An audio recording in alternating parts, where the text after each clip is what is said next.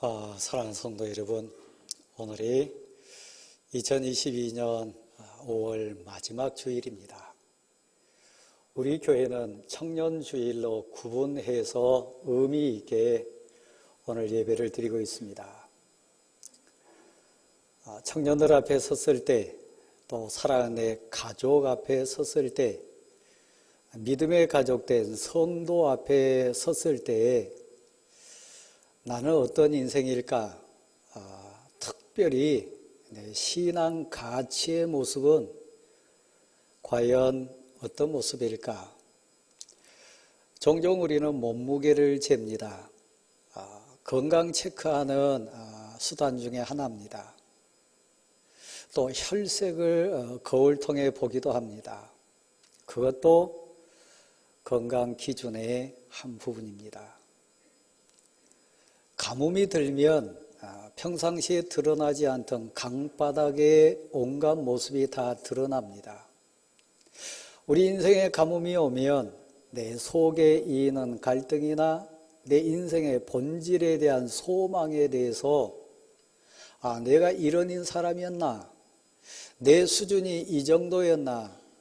특별히 나를 바라보는 주변 사람들 눈빛을 통해서 평범할 때는 몰랐는데 내가 고난 당해보니까, 어려움 속에 있어 보니까 사람들이 나에 대해서 이렇게 생각했구나, 우리 볼 수 있는 기회가 됩니다. 그래서 성경 곳곳에는 표현하기를 고난 당한 것이 오히려 내게 유익이다. 그 고난을 통해서 나를 보기도 하고 나의 주인 대신 하나님을 진실로 만나는 계기가 되기 때문에 그렇습니다. 말씀드린 대로 오늘이 청년주일입니다.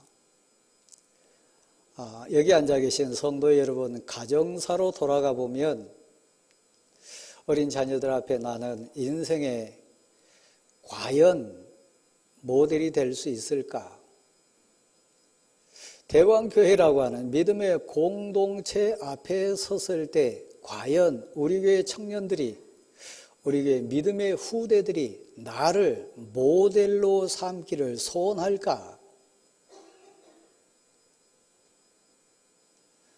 여러분 자신을 이 가정의 달을 마무리하는 시점에서 찬찬히 그리고 진지하게 신앙 고백 가운데 정직하게 여러분의 본 모습,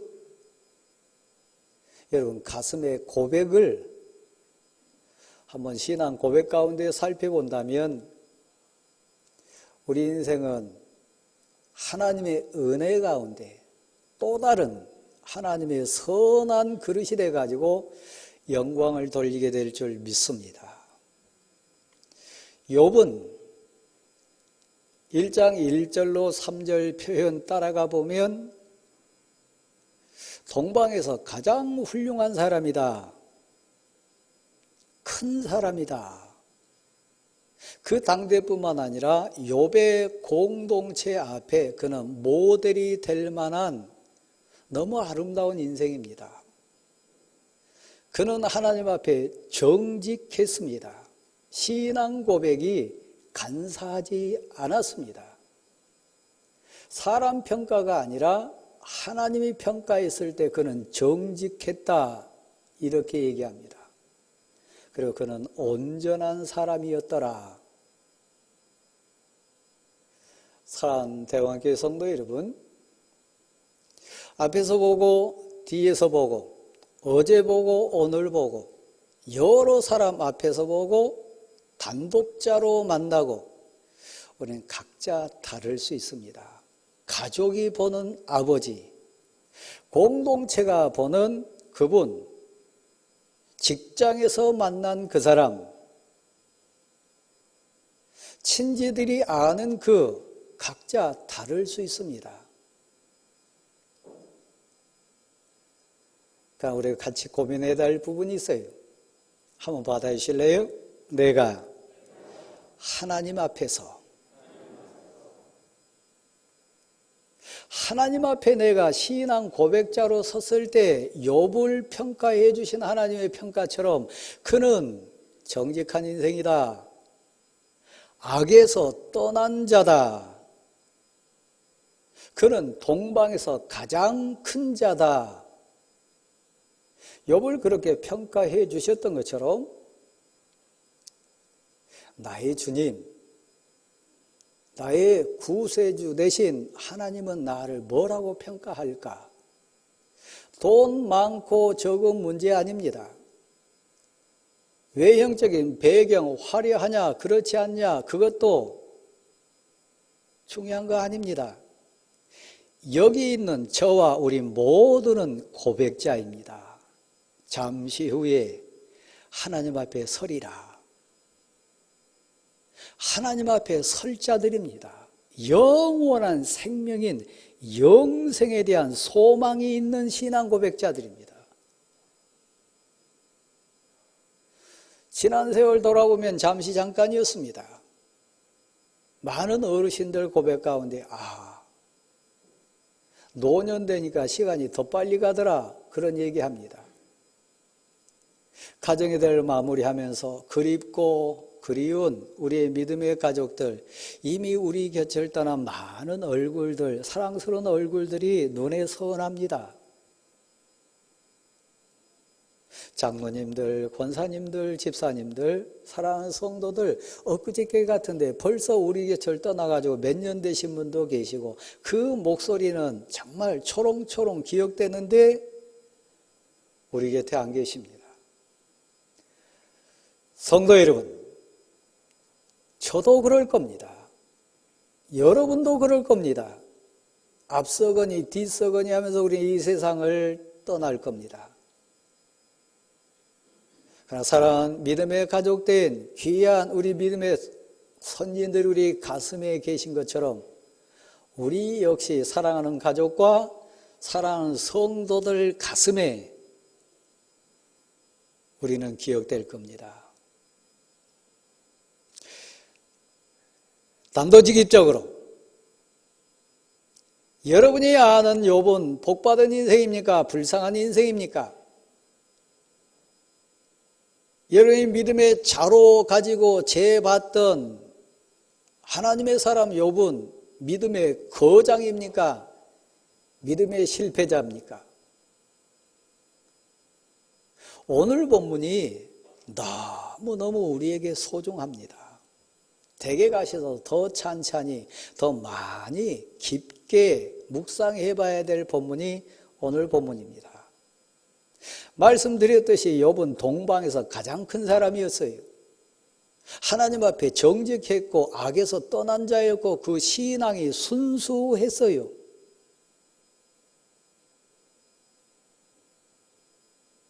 그런데 욥이 망했습니다. 욥이 철저하게 실패했습니다. 욥이 너무 처절하게 고난 가운데 지금 뒹굴고 있습니다. 오늘 본문의 배경이 그렇습니다.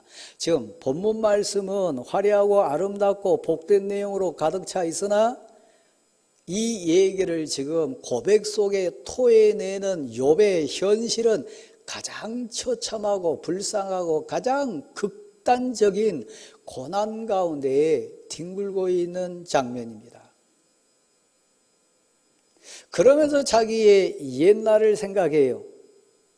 그러면서 기도가 더 진지해지고 깊어집니다. 그리고 인생을 새롭게 깨달아요.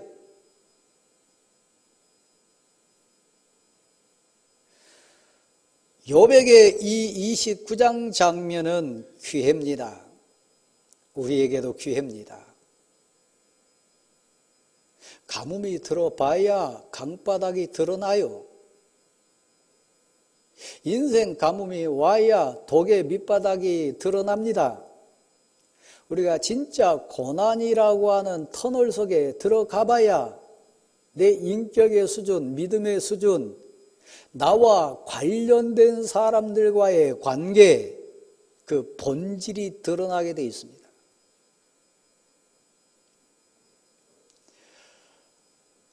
성도 여러분, 하나님이 욥에게 기회를 주셨습니다. 이전에 겉으로 드러난 신앙, 물질적인 복, 자녀 다복에 했던 복, 그와 관련된 많은 믿음의 공동체의 사람들과의 아름다운 사랑의 만남, 그거 평범한 사람이 받지 못하는 너무너무 소중한 복이었어요. 하늘보다 더 높으시고 바다보다 더 깊고 깊으신 하나님의 은혜라고 하는 환경에다 욥을 딱 세워놨을 때는 욥이 더 깊게 하나님의 은혜를 체험해야 돼요. 더 높이 비전과 꿈과 이상 가운데 하나님의 뜻에 도달하기를 소원한 것이 하나님의 계획이었어요. 그저 그런 인생 말고요. 저를 다시 한번 보실랍니까? 성도 여러분, 혹시 지금 고난 가운데 계신가요? 많이 아프신가요? 물질에 정말 빈궁하십니까? 사람과의 만남 속에 갈등 때문에 너무 힘드십니까? 지금 욥이 그래요. 그래서 옛날을 다시 돌아봅니다. 뒷부분에 나온 얘기이기도 합니다만은 돌아봤을 때 그때는 하나님의 등불이 내 인생을 비춰줬어요. 하나님의 빛이 내 발등뿐만 아니라 내가 만날 인생뿐만 아니라 내가 행할 모든 인생사의 길과 진리와 인생 원리와 사람 됨됨이에서부터 모든 인생사를 명확하게 먼지까지도 다니는 거 비춰주시 정확하게 비춰주셨어요. 보이니까, 확실히 보이니까 헛손질하지 않고 헛발질하지 않고 인생길 걸어갈 수 있었어요. 그때 하나님의 등불이, 하나님의 빛이 내 인생을 비춰줘서 깜깜한 암흑 같은 인생길이라 할지라도 무섭지 않았습니다. 두렵지 않았습니다.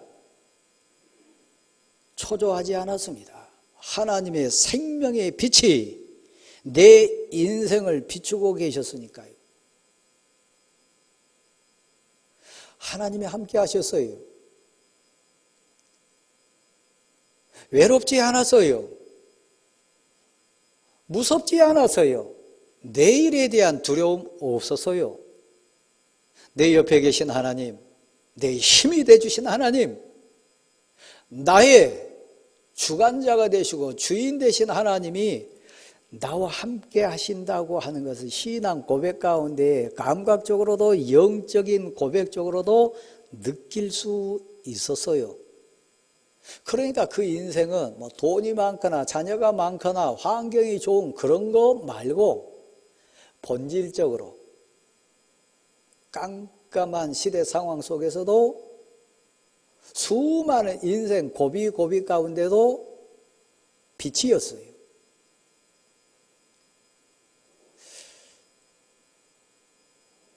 여러분 은혜 충만했을 때를 이렇게 생각해 보면 이해되는 부분입니다. 근데 지금 욥은 괴롭습니다. 욥은 너무 아파합니다. 어제 제가 신방했더니 의사 되신 선생님이 저한테 목사님 그냥 죄송하지만 한번 여쭙겠습니다. 묻는 질문이 있어서요. 환자 이렇게 대할 때 너무 아프니까 너무 힘드니까 나 이 치료 안 받겠다. 그냥 내 죽을랜다. 이런 분 계시는데 목사님 진짜 아픕니까? 왜 그런 얘기를 합니까? 의사 선생님이 제가 겪었잖아요. 제가 알잖아요. 고통이 너무 지나면 너무너무 아프면 차라리 죽는 게 더 낫겠다. 아마 그분이 그래서 그런 얘기 했을 겁니다. 지금 욥이 그 상태입니다. 혹시라도 여러분이 지금 고난과 아픔과 절망이라고 하는 터널 가운데 계셔가지고 진짜 힘들다면 욥이 토해낸 고백은 그겁니다. 욥도 지금 흔들리고 있습니다.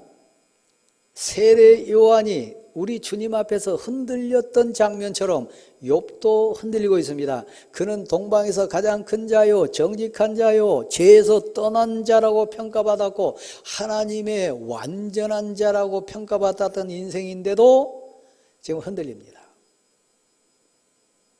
그 이유가 뭔지 아세요? 하나님이 보이지 않아요. 하나님이 나와 함께 하신다.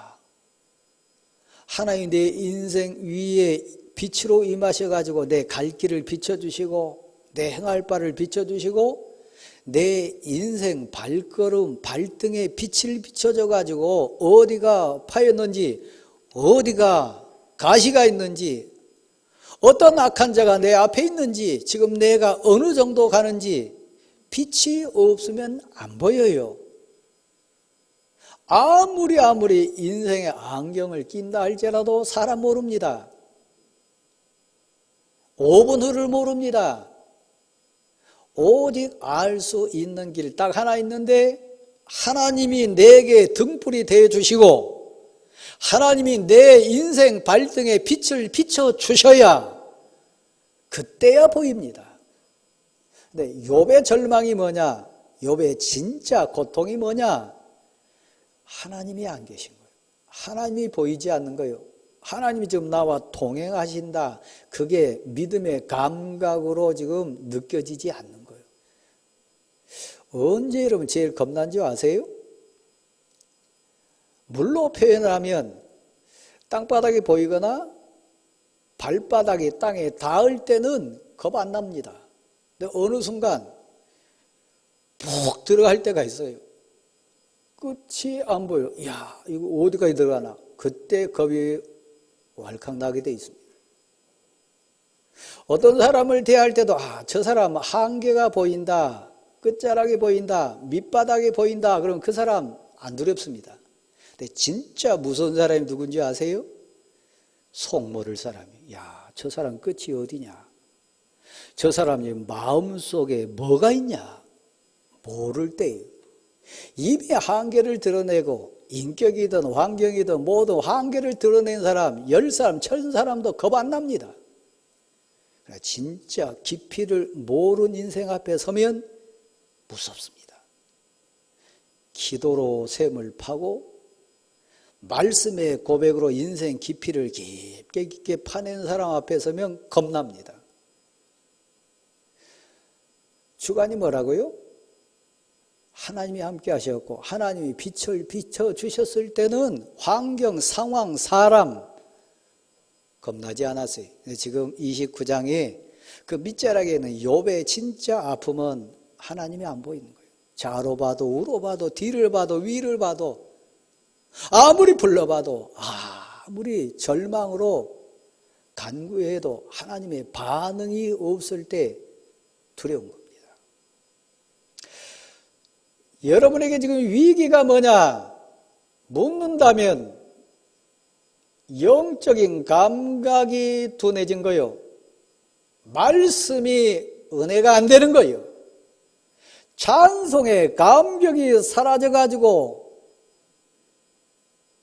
하나님이 내 찬송에 응답하시고 내 기도에 응답하시고 내 말씀 가운데 역사해 주신다고 하는 영의 감각이 무뎌져 가지고 좌로 봐도 우로 봐도 위아래를 봐도 하나님이 계시지 않는 것처럼 절망의 상황이 올 때 그때 헛손질해요. 그때 헛발질해요. 우리 그렇습니다.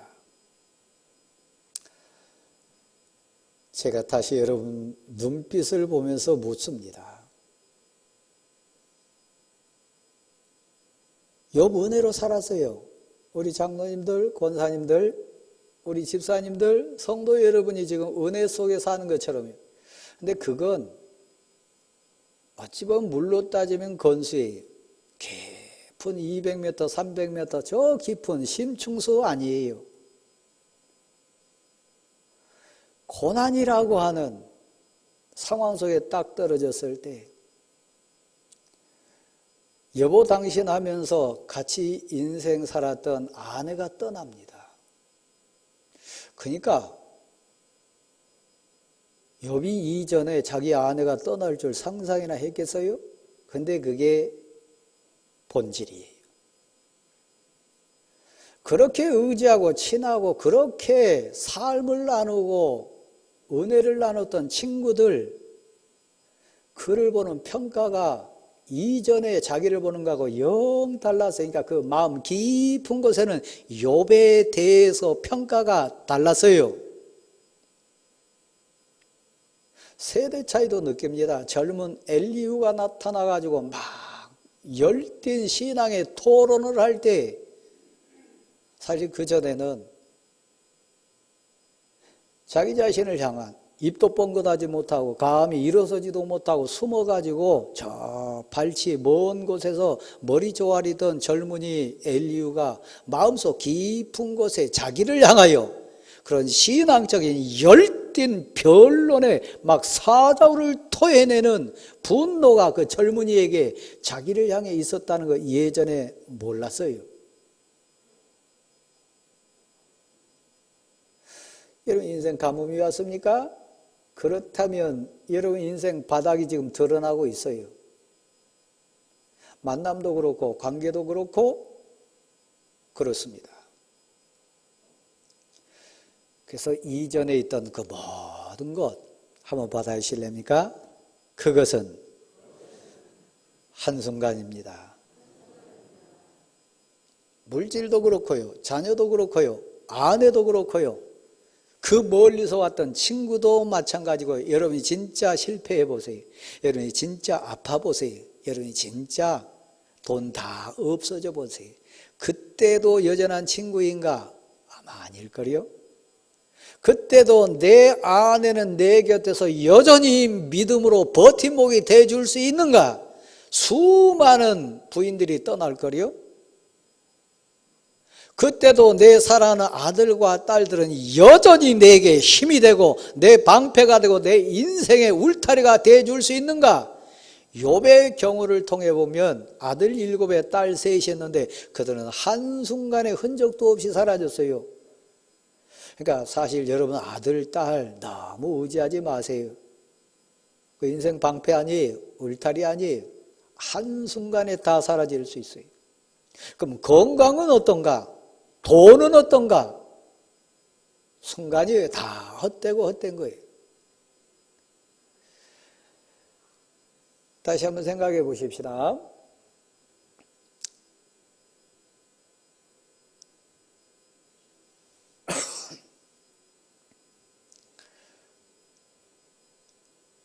욥은 선을 많이 행하고 살았습니다.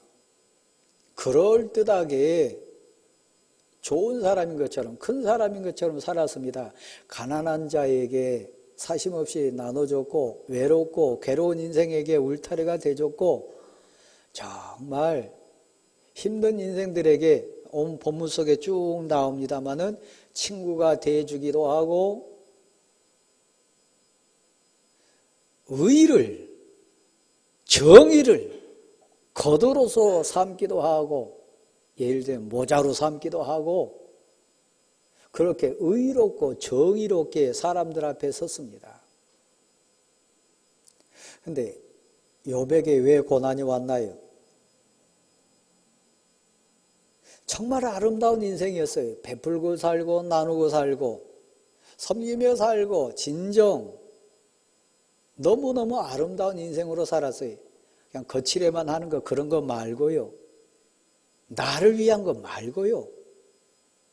진짜 그들 위해 살았어요. 그럼에도 불구하고 하나님이 원하시는 건 더 깊어져야 하리라. 더 너의 비전과 꿈이 하나님 뜻 이루는 인생으로 살아야 되리라. 그래서 인생을 알게 합니다. 41장, 42장 가보시면 회개할 것 없었던 같은 욥이 철저하게 회개합니다. 특별히 42장 말씀에 가보면 이전에는 귀로만 들었는데 깨닫지도 못하고 알지도 못하면서 이렇게 저렇게 변론하고 주장하기도 하고 뭐 잘난 체 하기도 하고 그럴듯하게 폼새 잡고 살았는데 진실로 고난이라고 하는 웅덩이에 빠져서 고난이라고 하는 터널을 지나면서 사람에 대해서 다시 봅니다. 하나님에 대해서 다시 봅니다. 부족하고 죄 많고 부끄러운 제 인생을 다시 봅니다. 이제는 눈으로 봅니다. 너무 부끄러워서 죄를 막 흩뿌리고 뒤집어 쓰면서 회개합니다. 인생이 새롭게 됩니다. 오늘 본문 속에 등장하는 이전에 이 욥의 아름답고 복된 인생도 부러울 법한데 41장 2장 말씀에 가보면 이전 것에다가 갑절이나 더해 주신 하나님입니다. 대관계 성도 여러분, 여러분의 신앙의 무게는 어느 정도인가요? 신앙의 진실성은 참되시나요? 신앙의 순결함과 가치는 온전한가요? 여러분 앞에, 여러분 옆에, 여러분을 멀리서 바라보는 사람들 그 눈빛 속에, 가슴 속에 여러분을 평가하고 아는 그 모습은 진짜 존경이고 진짜 감사인가요? 뒤돌아서 수근수근하거나 비난하거나 판별하거나 그 새 친구가 너무 아프게 찌르고 찌른 것처럼 공격하는 마음이 마음속 깊은 곳에 있지는 않을까요? 청년주일입니다. 여러분이 지금 육신의 아픈 가운데 있다면 아픈 사람들을 다시 한번 생각해 보세요. 여러분이 지금 물질의 고난 가운데 있다면 더 가난한 사람들 한번 생각해 보세요. 여러분이 못 배우고 없어서 서러운 가운데 지금 괴로움 당한 분 계시다면 더 약하고 부족한 사람들의 진짜 아픔을 다시 한번 생각해 보세요. 그러면 욥을 아신 하나님, 욥을 회복시켜 주신 하나님, 욥에게 갑절의 복을 더해 주신 하나님이 가짜 인생 말고요, 꾸며진 경건 말고요, 입에 발린 그런 것 말고요, 진정 하나님이 내 인생의 등불이 돼 주셔가지고 참이 뭔지 거짓이 뭔지 앞에 있는 사람의 상황이 뭔지 내가 갈 길이 어딘지 가르쳐 주실 겁니다. 빛을 비춰 주셔서 여러분이 방황치 않도록 영생의 길을 걸어갈 수 있도록 인도해 주실 줄 믿습니다. 하나님이 여러분과 동행해 주셔서 심지어는 물질이 없어져도, 심지어는 내 사랑하는 혈육이 없어진다 할지라도, 내 아내가 됐든 친구가 됐든 젊은이가 됐든 그렇게 비난의 화살을 쏘아댄다 할지라도 여러분 외롭지 않을 수 있습니다. 그 모든 것이 있다 할지라도 하나님을 놓치면 여러분 가짜예요. 그 모든 것이 여러분 주위에 다 있다 할지라도 하나님 앞에 고백자가 아니면 여러분 여전히 외롭고 괴로운 불쌍한 인생이에요. 아무튼 우리 청년들에게 동방에서 가장 큰 사람, 하나님 앞에 정직한 사람, 악에서 떠난 사람, 하나님께 온전하다 평가받는 인생 욥처럼 이전의 내 모습에서 지금 수렁에 계신다면, 고난의 아픔 계시다면 먼저 해야 될 거 한번 받아해 주세요.